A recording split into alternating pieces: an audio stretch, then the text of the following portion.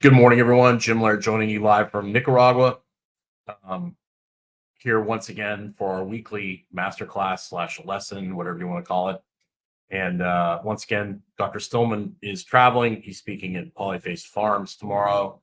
So you've got me, which I tend to do things a little bit differently. I am open to questions. I'm open to you driving the discussion. I've always liked when people drive the discussion versus me just lecturing, because I want you to get the most information possible out of this. So I'm happy to answer any questions that you have, more or less, and I will give you my opinion. So obviously, this is not medical advice. If you have pain or any kind of discomfort, it's best to get it assessed in person, preferably by a professional, a physical therapist, or somebody along those lines. I would highly recommend going to somebody who works with athletes, because those are the people that have to actually get results with people. Most of the physical therapy industry is based on the model that 80% of people are just going to get better on their own. Their pain is going to go away, or their discomfort is going to go away. That doesn't necessarily mean that they're going to improve function, but their discomfort and their pain is going to go away with time. And that's why most of the physical therapy treatments are e-stim, recumbent bike, just anything to keep people busy for long enough to get paid, essentially. So why the floor is your friend. My goal with this is there's so much information out there. There's so much great information out there now. There's hundreds of thousands of hours of content online. I've spent almost 30 years working with people in person. And when you only have 2 to 3 hours to work with somebody in a week, you have to figure out what works the most efficiently, very quickly. So what I'm going to do today is I'm going to explain to you why getting down on the floor and doing some things on the floor is your friend, and why you should be doing it on a daily basis. And then I'm going to just go over some really basic things that are going to help 90% of people. It's impossible for me to provide all the information for every particular individual, because there's a lot of individual variability. That being said, so why the floor is so good. The floor is how you learn how to move.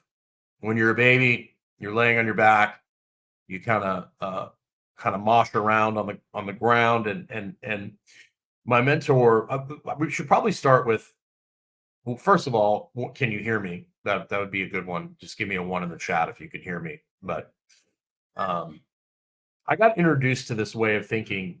Bill Hartman is a big influence on me, and he's developed this model over the last 20 years. Thank you, Kelly. And he's influenced my thinking along with a whole bunch of other people. Okay, and I first went to Bill when I was in a car accident, like in, I think, 2009, 2010, and he explained to me why I was having a hard time recovering from that. And he introduced me to this concept of circumferential expansion, whereas everything I'd been taught in weightlifting, powerlifting was arch. Everything was arched, everything was pulled together. And Bill taught me, I was very arched all the time. I had driven this pattern where my rib cage was flared, my pelvis was down forward all the time. And I needed to get my rib cage down, get my belly button underneath me. That way I had full access to whatever hip mobility I had and better shoulder access. And I needed to do some things to get me into flexion, things like backwards bear crawls, get me in a little more posterior pelvic tilt, get me shifting side to side.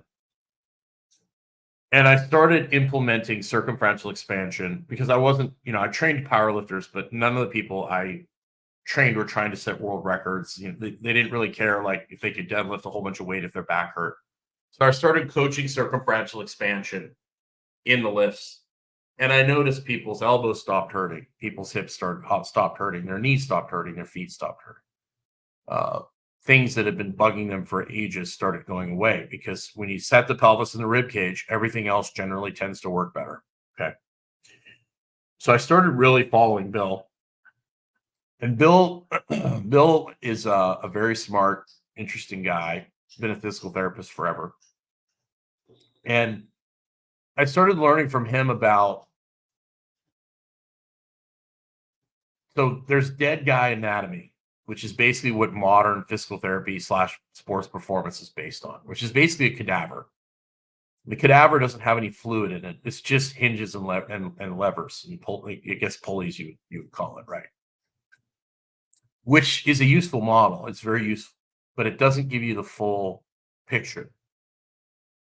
We are like a worm with a skeleton inside of it. Your skeleton floats in a sea of water and fluid and air. Okay.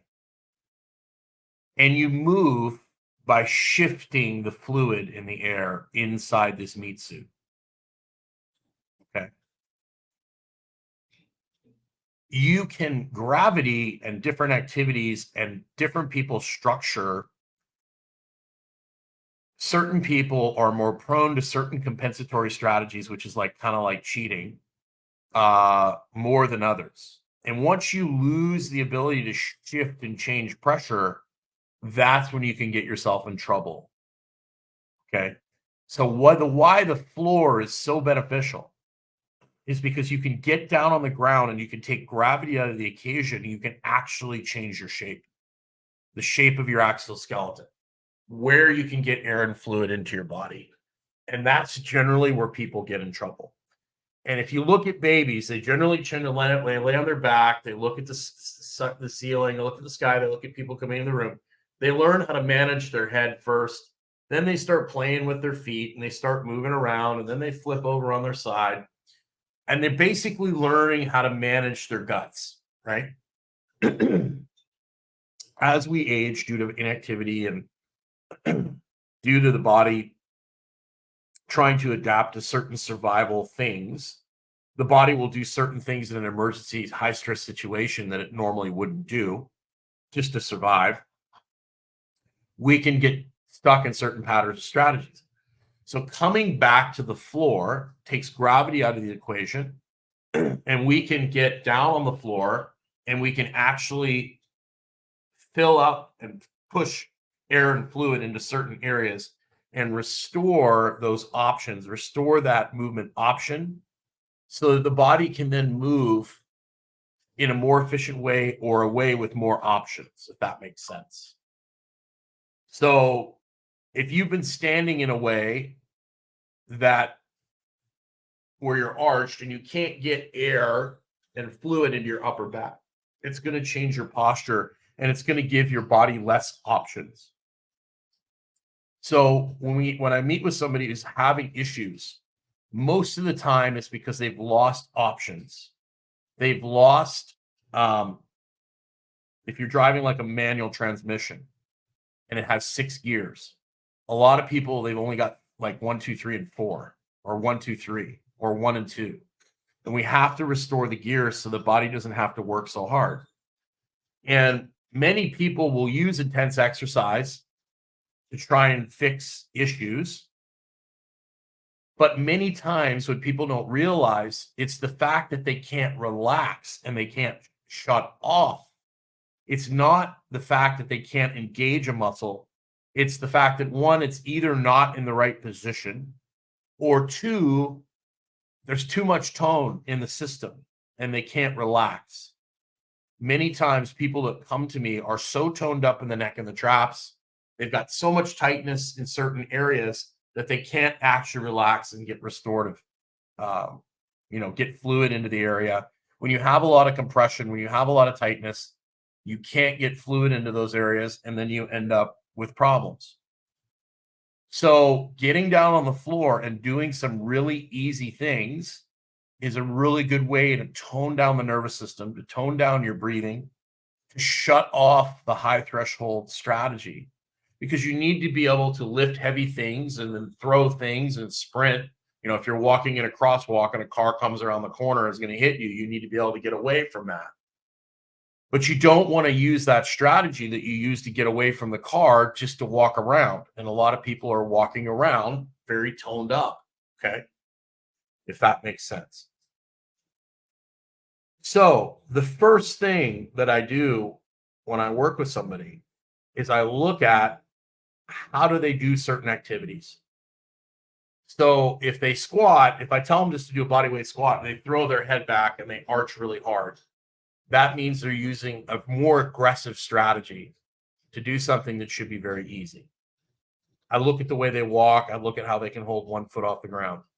Now, the first thing I do when I teach people things on the floor, and I'm going to use, I've debated like how I'm going to do this because I don't have a setup to really show you myself. And one, my body type is so weird. So I'm going to go to my friend Connor Harris, who's a really good dude. This position here, I need to actually share my screen. So we're going to share the screen here. Share screen.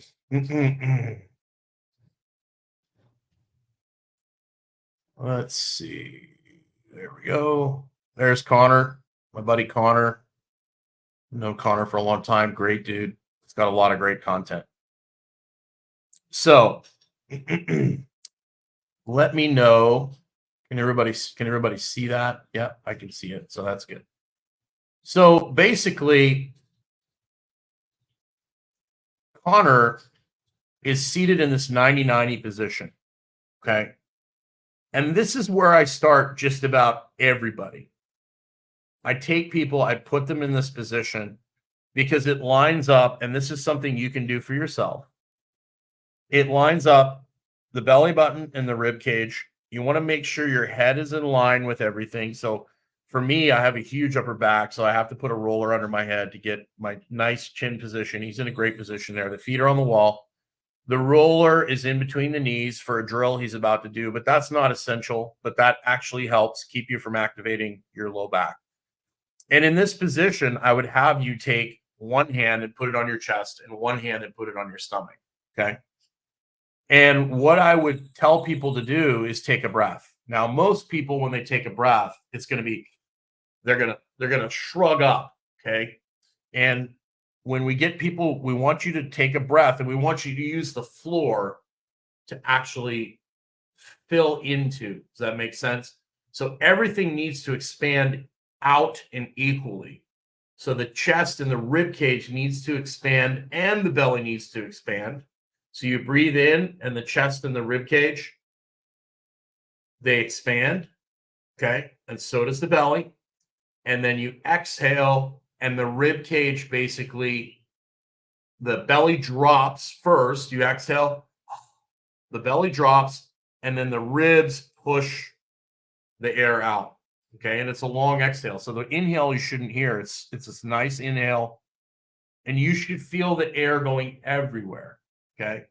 Then you pause, and then it's an exhale. And that's when you push the air out. And so just getting on the floor and practicing this. And if you notice when you try and breathe in, you have a problem breathing in, or you're using your neck and your traps, or you're trying to arch off the floor, or you can't get your low back into the floor, you know you've got a high threshold strategy that you're stuck in. And so you should feel the air in this position going into your low back, going into your upper back, going into your rib cage. You should feel everything expand. Okay. When you breathe in, okay, everything drops, right? And your rib cage opens. That's to get air in. Everything has to drop, including your pelvic floor. And your pelvis, if you're standing, actually even seated, your pelvis actually moves when you breathe in. Okay. And then when you exhale, everything comes up and pushes everything out. Okay. So that's why having everything lined up really helps improve this and makes it easier for you to do. And we want to be able to do this in a relaxed state. And most people get caught up in a strategy where they're using big muscles to breathe, essentially. Unknown caller. Sorry about that. So spending some time on the floor and just getting down there and breathing in through your nose, pausing with a long exhale and feeling the rib cage expanding and contracting, and noticing, oh, okay, I'm having a hard time getting pressure into the floor, or I'm having a hard time getting air into my chest. It wants to just go into my belly. We can start looking at, okay, where am I having a hard time getting air into? And then we can start selecting exercises that are a little bit more suited for driving air and pressure into the right places. Because once you can get air and pressure into the right places and you can open things up and restore movement options, the body is going to have that availability wise, option wise, and it's going to have a better probability of making a better, more efficient choice when you're on your feet. So what we're going to do is we're going to skip back to let's see here. We're going to skip back to the beginning of the video here, and I'm going to show you one of my favorite resets. So this is essentially child's pose, okay? And he's using a pillow, and a lot of women will be able to do this without the pillow because they can just get down into that position in a nice, easy way. But you can see his head is nice and positioned well, and he's setting up in this position, and the whole goal of this position is to basically decompress the low back and decompress the spine. You see how he's got a nice head position there, and he's basically pushing into the floor gently, okay? And what we're doing is we're using the pillow. If you're somebody that has a hard time getting air into the chest, air into the upper back, which most people do, we're using the pillow as leverage. And if you're a lady and you can push all the way down into your legs without having a pillow, with your legs close together, knock yourself out. Do it like that. Connor and I both lift weights, so us being able to and have pretty big hamstrings, so being able to push down into that full position is very difficult. And I'm going to show you an option for that here shortly. But what you would do is you would breathe in, same thing, in through the nose, pause, long exhale, get the air out, feel the rib cage contract, and you would do 4 to 5 breaths there, and then you just basically take a few breaths in through your nose. But one of the kind of the twist that I add to it is I would work my hands slightly to my left and kind of open the right side up, take a few breaths there and see what you notice, and then work to the left side, take a few breaths there and see what you notice. This is one of my favorite resets because most people are really tight in the low back. Most people have a lot of tension in the low back. Most people need to get air in between those shoulder blades. So this is going to work for 90% of people. So what we can do if you have a problem getting in this position is you can just take a foam roller. As you can see, he's going to take a foam roller. Come on, Connor. There he goes. So you can just take a foam roller and put it under your butt like that, and then just go like that. And then you would take your breaths from there, and you can see he's driving air in between those shoulder blades, opening up that upper back, getting air into the lower back, which is decompressing the spine, right? And this is a low threshold thing. I love doing this, like, in the morning before bed. This can be done at the end of the workout to kind of shut and tone things down a little bit. I really like this for that, particularly if you're having a lot of like tightness and stiffness. Doing this once or twice a day be very, very, very helpful. So that's one of my favorites. And the same thing with that, you can walk the arms to the left, preferably to the left, because most people are really tight on the right and they need that right side opened up just because of natural asymmetry we have. But you can go both sides on it. Okay. This is probably my favorite thing that I give the vast majority of people, and it helps the vast majority of people. Okay. So that's something you can try, and it's something really easy that you can do at home as well. Then we're gonna let's see here. This here is something that a lot of people have a really hard time understanding. So what happens is this is a sideline position. This works really well for people that are squished front to back. Okay. And because he's laying on his side, we're using the floor and gravity to kind of and open things up this way. Now, most people don't understand that your pelvis moves independently from each other. Okay. Particularly if you're under a lot of stress, one of the compensations that will happen is the pelvis will start moving as one big unit, right? So everybody be like, well, I got to fix this interior tilt, right? And then they fix it by basically just going the opposite way and they fix it through their spine, which can work. But one of the best things we can do is very subtly free that pelvis up so that it can move the way it's supposed to. Each pelvis moves independently, and most people don't. That's why you can have one hip higher than the other. And people will be like, well, I've got one leg longer than the other. No, it's because one hip is jammed up and the other one's not. So this can kind of help break that free. So what we're going to do here is we're going to watch him. He's set up like this, and you don't want to bring your knees up too much to your belly button because that can put an impingement on your hip. If you have any pain on this, you definitely will stop. But it's basically you're laying on your side, you're completely relaxed, and all you're going to do is just completely relax, and you're going to drive the top knee. You're going to see him drive the top knee towards you. Okay. So he's taking that top knee and see how he's driving the top knee towards you. Okay. And then he's pulling it back. And it's very subtle. See, that's too far. He arched. He doesn't want to do that. This is very subtle. This is not a high threshold, high effort exercise. Basically just driving that knee towards you, easy, and pulling it back. He's exhaling when he's moving. So basically when he drives it, see, this is a really good picture. He's driving it towards you. He's exhaling when he's doing that, and he's inhaling when he comes back. So you would do like 8 to 10 of those on each side, and you'd be shocked how much better, obviously that's too aggressive. He's showing you too aggressive. Just in and out, nice and smooth and slow. If you feel it in your low back, you're going too far. You'd be shocked if you did this a couple times, like 8 to 10 times on each side, combined with the child's pose breathing, how much better your hips and low back would feel. So you'd want to do that on both sides. I can't remember if everything else. Those are my two go-tos on that.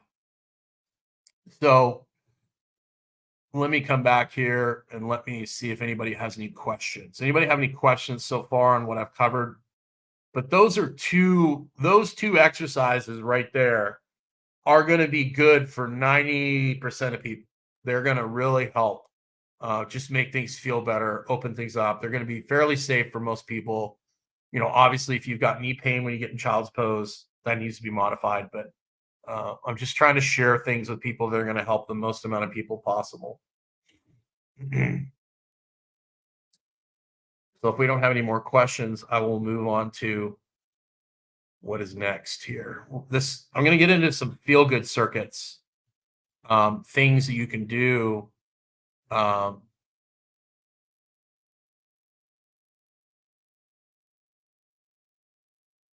me make sure. Okay, so this is me. This is on YouTube. You can go watch it if you want to.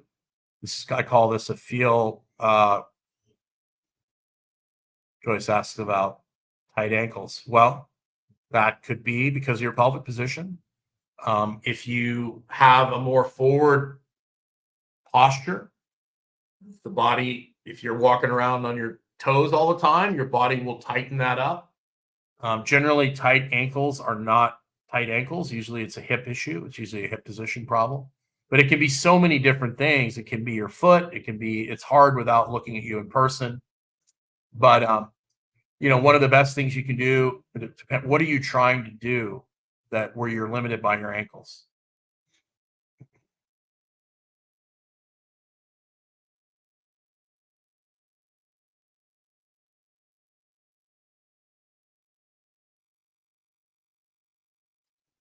Jody asks, how would you modify for knee pain? Well, I would have you do crocodile breathing at first or quadruped. Um, so crocodile breathing is basically you lay flat on the ground, okay? And the pillow is under your belly, and then you're breathing in through the nose.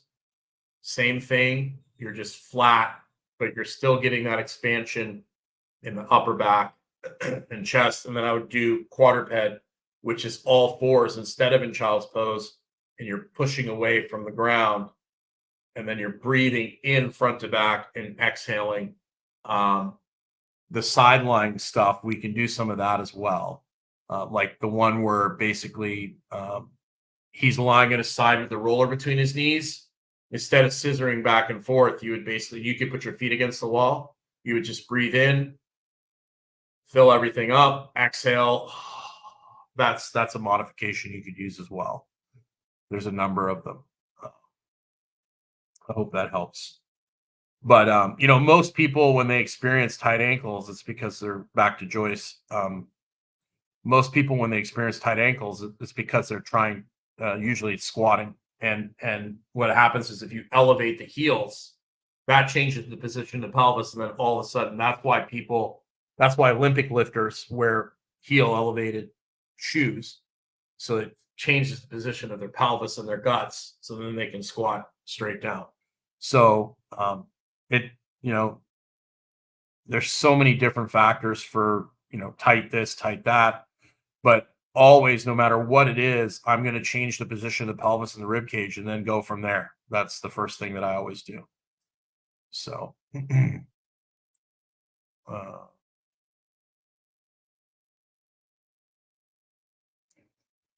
so I would try, Tina, doing that little scissor drill that Connor just did on each side and seeing how that goes. When doing the exercises where you hang back part of your foot, I'm trying to elevate the toes. I find I'm a very good range getting up there. Okay. So Tina, I would make sure that you try what Connor did with that knee scissor on there.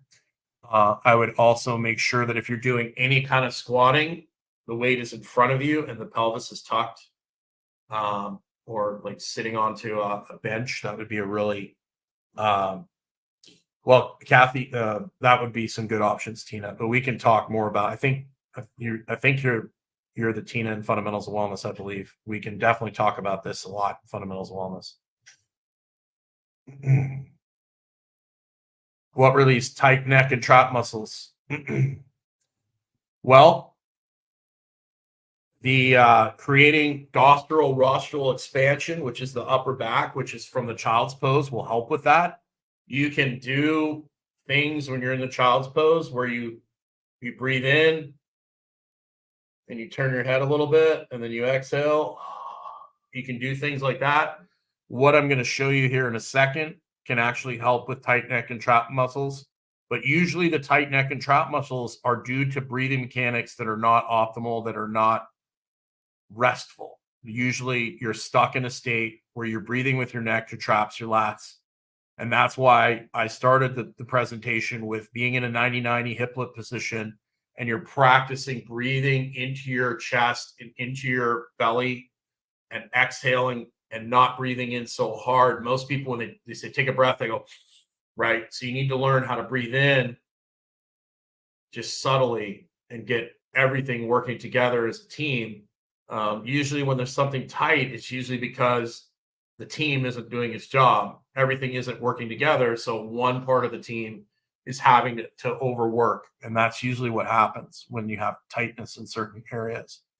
So that practicing that 90-90 breathing, the child's pose is really going to help open that upper back up. It's going to help change the shape of the rib cage, the pelvis, and allow you to breathe more efficiently. Also making sure that when you're just walking around during the day, well, Joyce, we'll get to that in a second. So walking around during the day, when you feel your neck and traps starting to get revved up, put the tongue in the roof of your mouth, breathe through your nose as little as possible, okay? And go from there. So that's kind of what you want to do is when you feel yourself starting to go into that tight strategy. Float tank is another good way to get that strategy shut off, that high threshold strategy that you're stuck in. Well, Joyce, that answers a lot of questions. Okay, so your overall tightness is a strategy that's helping protect you, but you need to get some movement. So what I would do with squats for you, and I've worked with plenty of people with your issues, is I would set up essentially a high box. We'll see if we can set this up here, but this is a stool for me. I'll stop sharing my screen here for a second. So when I have somebody that has got my motorcycle gear over there, I have somebody that has like knee pain, knee issues, and I want to get them just going, right? I would even have you hold on to something.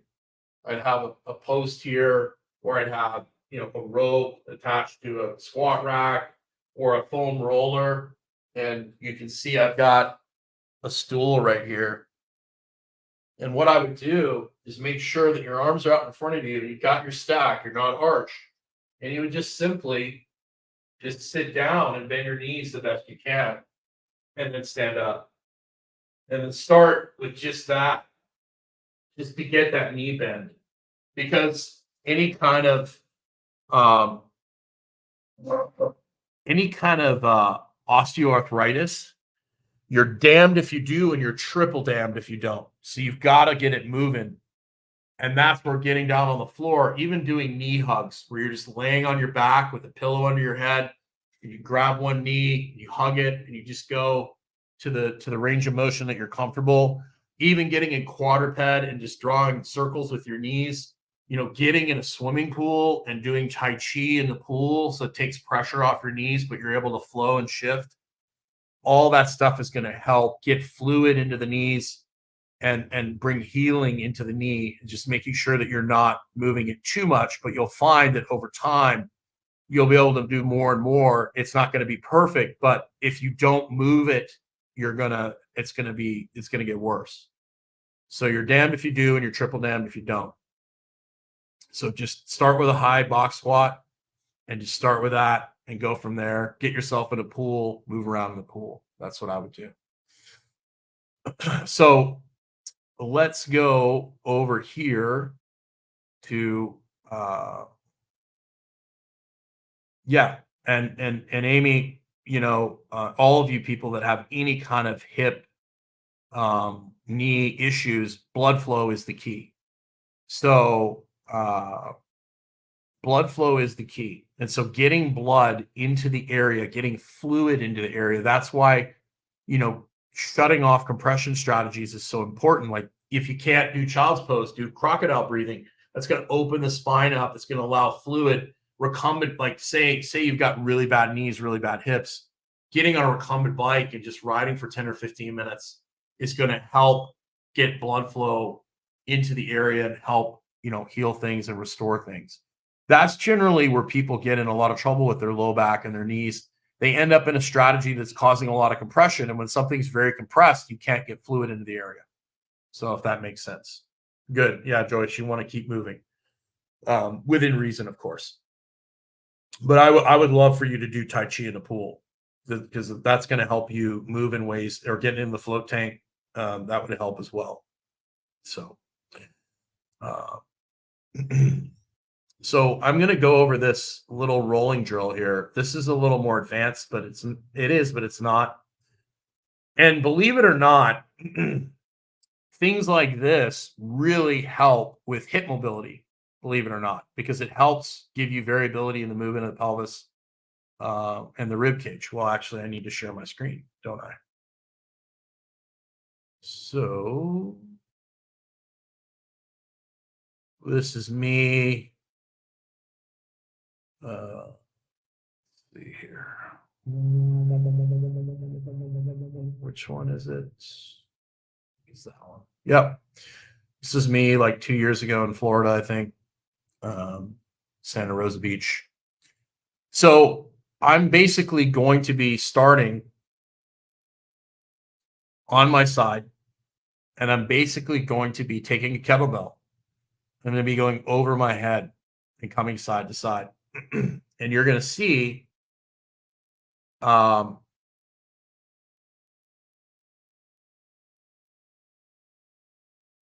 one.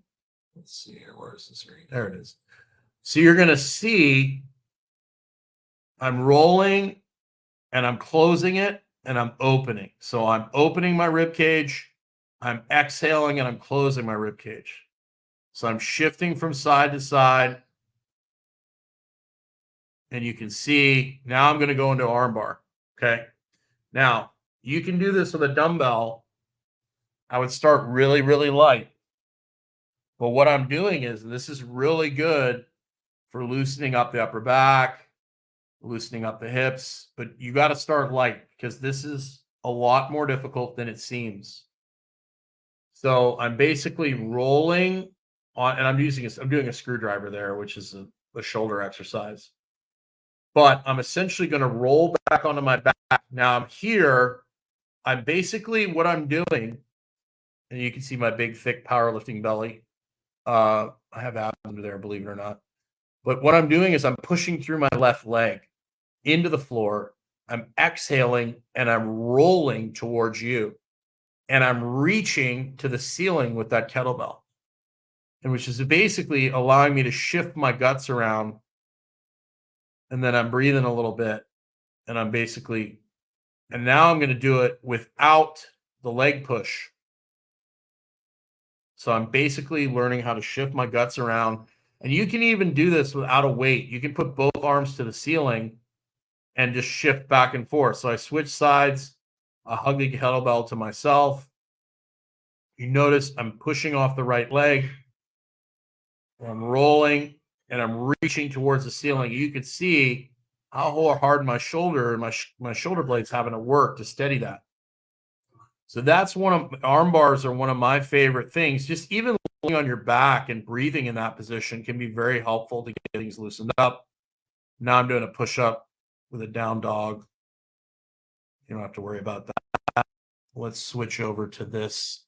This is more of what I would do in an active warm-up. The other stuff that I just showed you, other than the kettlebell stuff, the breathing drills, is to actually help you shut things off, if that makes sense.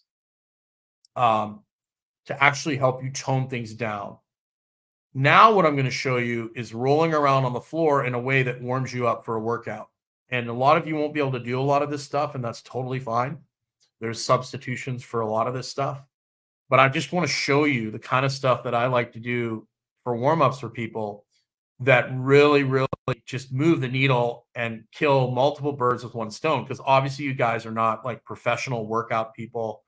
You're not sitting around like making money off Instagram, exercising. So this is in Florida again. I think this is in near Destin. And I'm starting with what I call a turtle. So I'm hugging one knee and I'm just rocking back and forth, breathing in on the way back, exhaling on the way up. And this is a really good way to shift the guts around. And then I'm rolling into a V-sit, into a groin stretch. And I'm just rotating between these and an L-sit.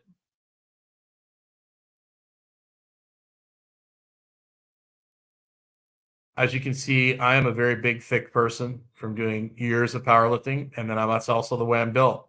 So now I'm going to do a squatting bear. You can see I've got my rib cage and my pelvis lined up together. This is a really good way to basically work on getting your pelvis in a good position, working on some knee flexion, and just getting warmed up in general. So now I'm doing the child's pose on my own. You can see I'm limited how far I can push back into, and I'm doing it dynamically.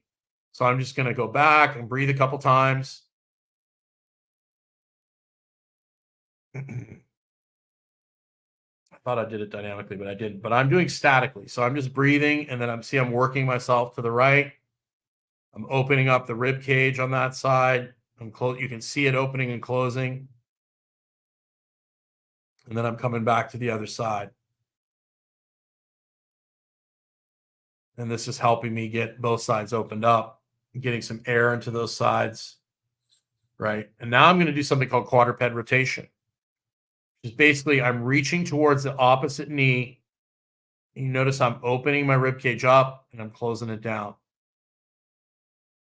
Okay. This is a really good one for me. For some of you ladies, you'll be able to like over rotate on this. It's not really something you need to do, but for me, this is great because that actually really helps kind of push fluids around, loosen things up. Uh, it's just a really nice movement, kind of open up that upper back. And then I'm going to go back in a child's pose again. I'm just going to take a couple breaths. Let me see how much of this is left. Oh, and this is me doing a little, this is actually a really neat drill. This is like a half kneeling, alternating. This is me working on essentially getting my rib cage to move a little better. So there's a few ideas for you of some simple stuff that hopefully will help you. Those are some really simple things that are going to help the majority of people. And it's I would spend a couple minutes a day just getting down on the floor and practicing your breathing. Spend some time in child's pose. Spend some time trying to breathe through the nose, trying to relax. Um, because a lot of people that I've seen over the years, the issue, especially women with pelvic floor issues, it's not that they'll give them Kegels. It's not the fact that they can engage the Kegel. They just can't disengage the Kegel. They can't relax.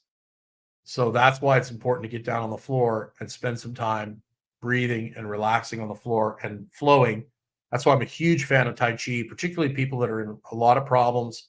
I love Tai Chi in the pool, because the pool is acting as gravity, taking gravity away.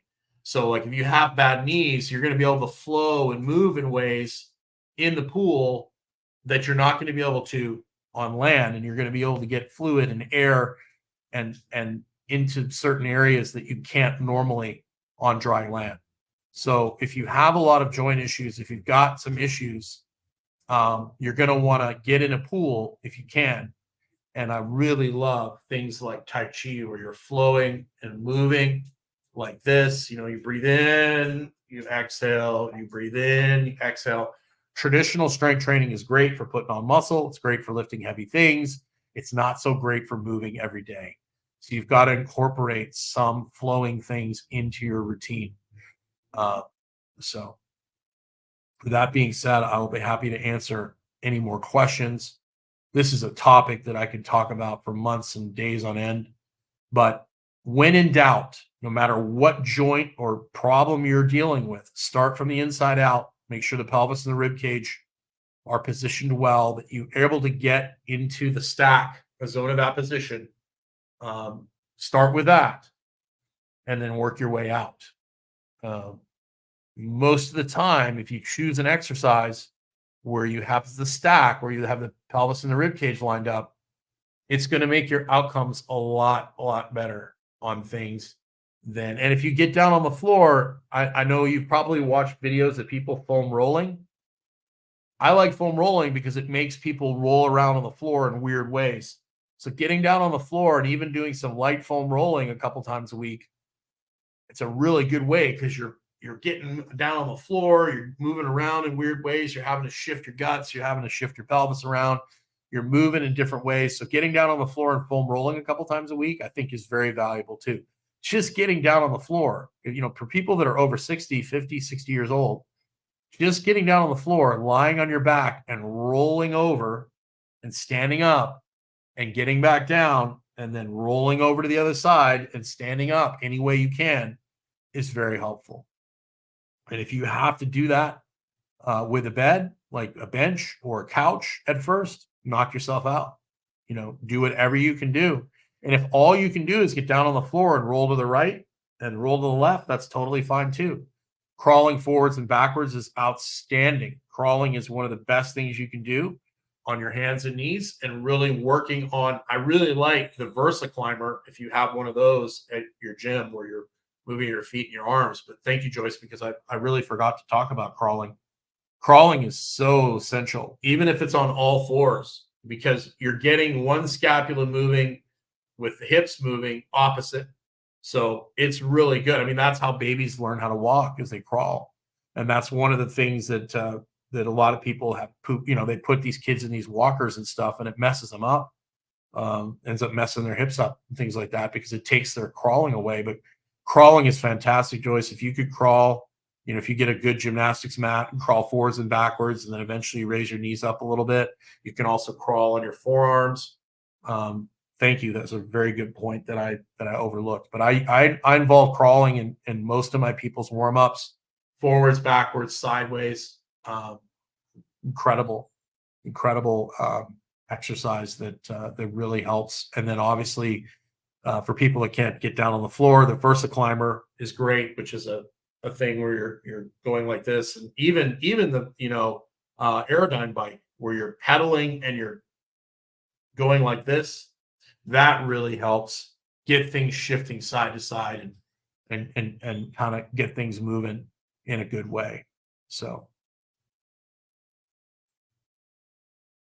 hopefully that gave you some information that will be helpful. But for most of you, if you just play around with that child's pose, play around with laying on your back, putting your feet on the wall or on a couch, and just bringing the awareness to breathing through your nose, and then seeing where you have a hard time getting air into, and then basically figuring out how can I get air into that area easier, and then using gravity as your friend. But those child's pose movements are going to help the majority of you. I would just make it a habit to do them either before bed or sometime during the day. And I think you'll notice a big difference in how you feel. And then just being aware of when you feel your neck and traps kicking on, just close your mouth, breathe through your nose. And well, that, Amy, that really depends a lot on your parents, and what's your definition of strong, you know Uh, so strong can mean so many different things. For some people, strong is being able to pick up a 50-pound bag of dog food. For some people, strong is deadlifting 225. So a lot of that depends on, I think, strength training as you age, particularly for women. You need at least one or two good solid strength training sessions a week. The biggest thing about yoga is you got to be careful that it doesn't turn into a bending contest, right? Because usually what happens with yoga is you get a bunch of women in a room that are super bendy. They start doing they start doing hot yoga or whatever, and they push through into extreme ranges of motion, and then they get themselves in trouble. So just be very mindful of not pushing into joints and capsules too much. But I think strength training, at least 1 to 2 sessions a week, particularly if you're active, um, is very helpful, particularly for bone density, because it's pretty hard to improve your bone density with just yoga alone. So you need some sort of, half an hour full body workouts, maybe 3 times a week, um, would be great, where you're incorporating some sort of deadlifts, some sort of explosive throws, things like that. Uh, Lunges, pull downs. Doesn't take a lot, just enough to give you some resistance. So it all depends on your goals, what you have access to, time. So that is correct. For most people, they just need to find balance. And then obviously for me, if my number one concern is longevity, I obviously don't need to get any stronger. Right. So I need to work on flowing. I do a lot of Tai Chi in the pool. I do a lot of walking. I still lift because I like it, but I definitely am not trying to get any bigger or stronger.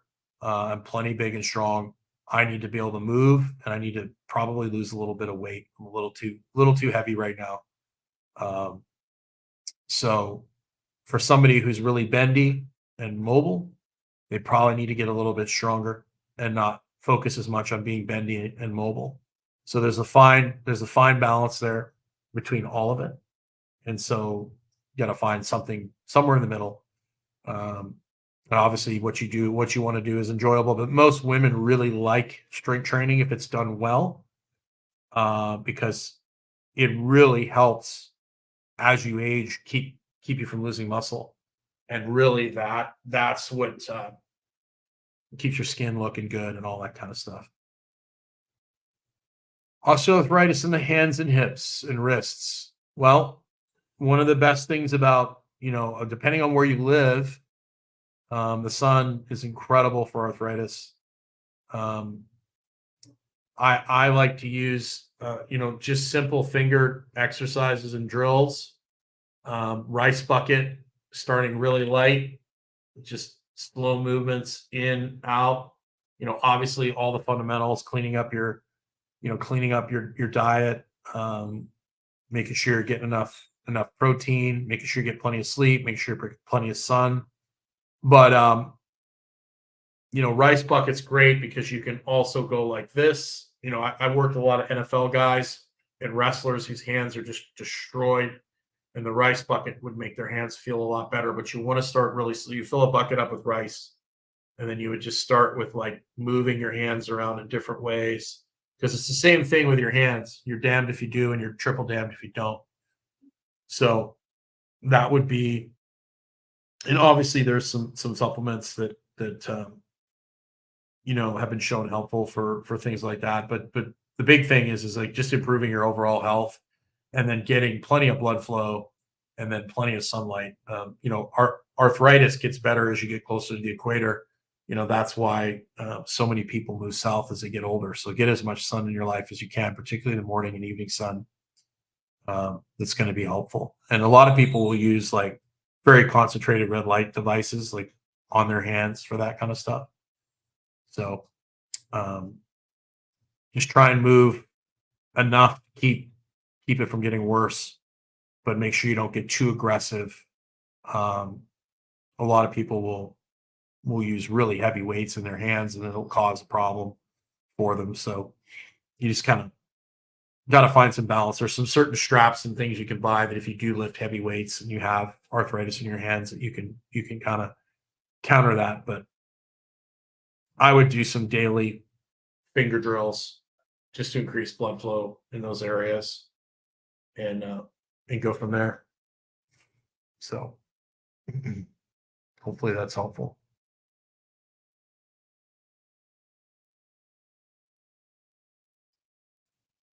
Yeah, I'm going to be doing more of that as time goes on. In the fundamentals of wellness, I have a basic strength training program in there, and then we do multiple Q&As per month where I can actually get on calls with people and help them with that.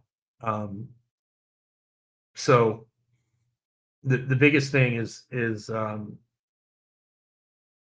you're working with someone, just make sure what you're doing is sustainable and there's some sort of program progression. Like, to get results at like 52, you shouldn't feel like you're wrecked every time you leave the gym. A lot of people, particularly coaches, they want to tire their clients out. It should feel like a nice, steady progression, and you shouldn't feel like you've been beat to death. But yes, I do, in the fundamentals of wellness, we're kind of changing it up right now. We're going to be releasing a membership soon, which is going to include a Q&A with Dr. Stillman and I, and some different benefits, some different webinars and things that people have access to. And then we're rebranding the fundamentals of wellness. But yeah, you can always reach out, Jim Laird at stillmanmd.com, and we can talk about that if you'd like to get in the program. And that way you get, literally 8 calls a month with me, and we can go over things. You can send me videos. I'm also, one of the reasons I'm moving too is once I get to Granada, I'm going to start filming more content on exercises and start putting together more programs for people. Thank you, Tina. I appreciate that. Thank you. Tina recommends the fundamentals of wellness. So, but yeah, we can get on those calls, and I even offer to people in the fundamentals of wellness, I'll do a one-on-one call if you're happy with you're okay with me filming it and sharing it within the course. So that's where you can get more attention, more contact with me. But I really enjoy doing these Q&A calls. This is kind of what I love doing this stuff. I love answering questions. I love getting people to think differently, because unfortunately, I wish there was